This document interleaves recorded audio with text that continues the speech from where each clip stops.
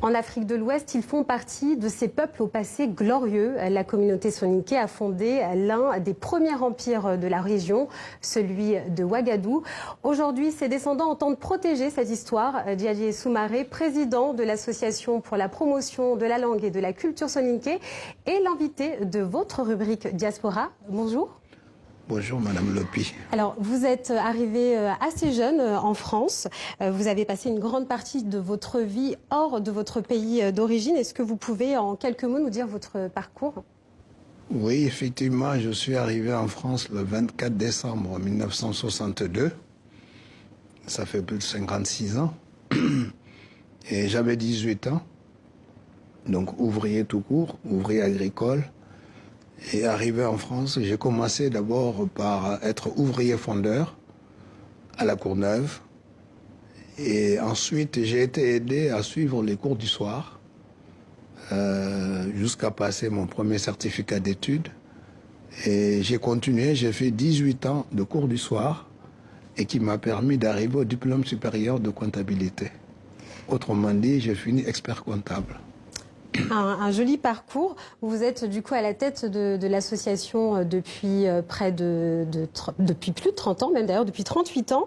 Qu'est-ce qui vous a poussé finalement à vous investir dans cette structure? Le soninké, c'est ma langue maternelle et quand je suis en France, c'est la seule langue que je parle. Effectivement, un groupe de Français et soninké réfléchissaient ensemble pour penser à l'avenir. Pour dire la diaspora, désormais il y a des épouses qui arrivent, nous avons des enfants, qu'est-ce qu'ils deviendront demain si nous ne faisons rien? Et c'est ça qui a conduit à créer d'abord le centre d'enseignement du soninké, CRES. Et ensuite on a considéré que ça c'est une structure d'intellectuels, mais qu'il fallait créer une association pour la promotion de la langue et de la culture qui intègre tout le monde. Et c'est ça qui a été fait, que nous avons créé l'APS en 1979, dont je suis le président depuis 81. Alors justement, là, vous avez parlé des enfants. On sait, hein, l'UNESCO dit que chaque année, une dizaine de langues disparaissent. Est-ce que finalement, préserver le soninké aujourd'hui, ça passe par les enfants?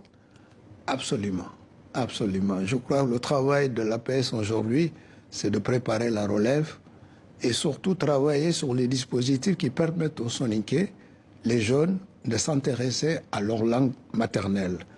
Et ça a commencé par s'engager avec l'UNESCO, avec les autorités françaises, pour que le soninké soit une troisième langue au baccalauréat qui permet justement aux jeunes soninké de s'intéresser à leur langue maternelle.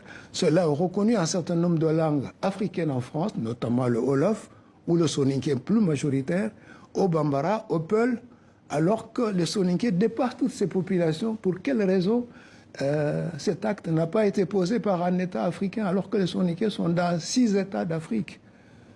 Donc la possibilité finalement hein, pour les petits Maliens de aussi apprendre leur langue maternelle. Aujourd'hui, cette langue dans est l'école française. À INALCO, mais ce n'est qu'en cours, il n'y a que des étudiants qui peuvent y aller. Mais la masse des soninké qui sont à Paris, dans les banlieues et en province, ne peuvent accéder que ce dispositif soit accepté pour les soninké. Et ça, c'est du ressort des autorités éducatives françaises et de l'UNESCO qui protègent les langues.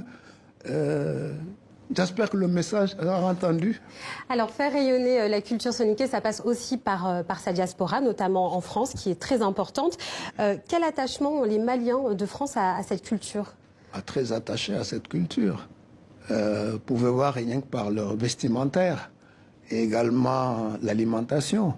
Donc beaucoup de choses sont gardées et tout en considérant que nous vivons dans un autre pays, qu'il faut respecter ce pays-là et accepter les traditions et respecter les lois de la République. Mais en même temps, notre langue, notre culture, c'est notre priorité. Alors, ça n'empêche pas d'apprendre le français à fond et ça n'empêche pas non plus de connaître d'autres langues. Alors, d'un point de vue culturel, il y a aussi, on peut parler aussi de littérature. Est-ce qu'il y a comment se porte finalement la littérature soninké aujourd'hui? Il y a beaucoup de livres qui sont sortis depuis une dizaine d'années. Je vais citer un qui est sorti l'année dernière, celui de professeur Tcheruna Tandja, qui a fait français, soninké. Et qui parle de quoi, du coup, cet ouvrage? Alors, cet ouvrage, c'est une poésie qui parle de la vie. Et il y a un deuxième ouvrage qui est sorti aussi sur un site internet, soninkara.com, et qui parle de la vie, de la naissance à la mort. C'est 52 semaines et 52 mots, et qui a été présenté à Bamako au mois de mars dernier. Entendu, on invite tout le monde à aller lire ces deux ouvrages. Comment donc faire prospérer la culture soninké? Est-ce que ça passe aussi par un volet, par le développement économique? Ça passe par le développement économique, dans la mesure que la majorité des pays soninké sont des zones agricoles, et bien que beaucoup aujourd'hui sont installés dans les grandes villes, comme à Paris, comme Dakar, comme Nouakchott, comme Banjul. Mais les aspects économiques sont très importants. Les soninké ont des moyens. Il s'agit tout simplement de les organiser justement pour arriver à cet aspect. Et je sais que le prochain festival, il y aura un forum économique et qui va justement mobiliser l'ensemble de l'intelligentsia soninké autour de cette question de l'économie. Alors, quels sont les gros projets, les grands projets de votre association dans l'année qui va s'écouler et celle d'après? Alors, le gros projet que nous avons, c'est de réaliser un centre culturel Ouagadou qui va permettre justement un lieu intergénérationnel entre les soninké et d'autres populations. Et ça, c'est un objectif que nous sommes fixés depuis 2014.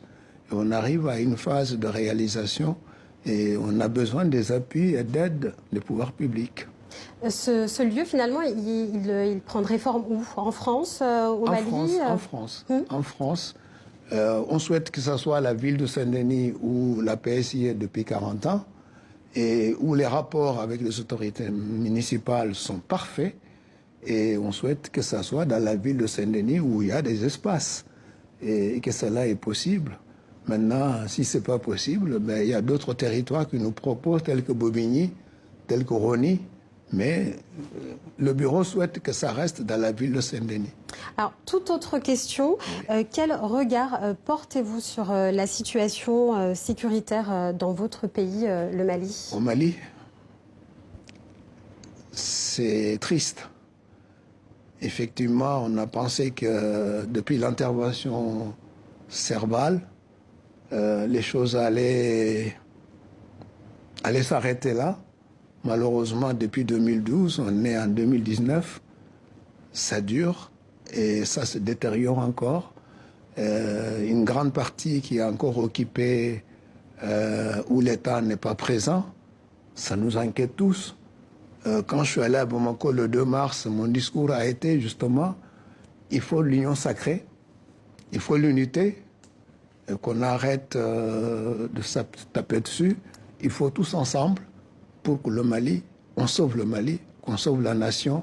C'est important pour le Mali, mais c'est surtout important pour l'Afrique. Merci beaucoup. Merci beaucoup, Monsieur Soumaré. Vous êtes le président de l'association pour la promotion de la langue et de la culture soninké.